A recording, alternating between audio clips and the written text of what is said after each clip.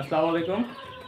আজকে দেশি মুরগির একটি রোগ সম্পর্কে আপনাদের জানাবো, যে কারণে দেশি মুরগির চোখে সমস্যা হয়, যেটাকে বলে কোরাইল ভাইরাস। আমরা একটা মুরগি দেখাই আপনাকে।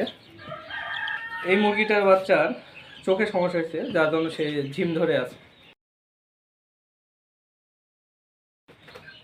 দুই চোখেই হয়েছে, তার জন্য আমরা ভেটেরিনারি ডাক্তারের সঙ্গে পরামর্শ করে তারা একটা ওষুধ দিয়েছে, সেটার নাম হলো সিপডেক্স ভেট। এটা মুরগির চোখে প্রথমে যদি বেশি থাকে তাহলে আমরা 1 ঘন্টা পর পর 1 ফোঁটা করে যে চোখে হবে সেই চোখে দিতে হবে, খাওয়ানোর জন্য না। আর তারপরে আস্তে আস্তে 2-1 দিন পর যখন আস্তে আস্তে কমতে থাকবে, তখন সকাল বিকাল দুপুরে আমরা এই ওষুধগুলো দিতে পারি। তো কীভাবে দিতে হবে আপনাদের আজকে আমি একটু দেখিয়ে দিই।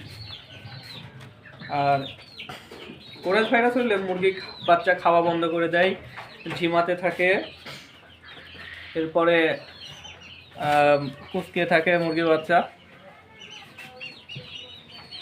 জ্বর আসে, যার জন্য আমরা একটু নাপা খাওয়াই দিতে পারি। নাপা খাওয়ানো ভালো। আর চোখে ঠিক আমরা এভাবে ধরে 1 ফোঁটা করে, যেহেতু এর 2 চোখে আছে তাই 2 চোখে দেবো। যদি কোনো মুরগির বাচ্চার 1 চোখে হয় তাহলে আমরা 1 চোখে দেবো, ইনশাল্লাহ ভালো হয়ে যাবে।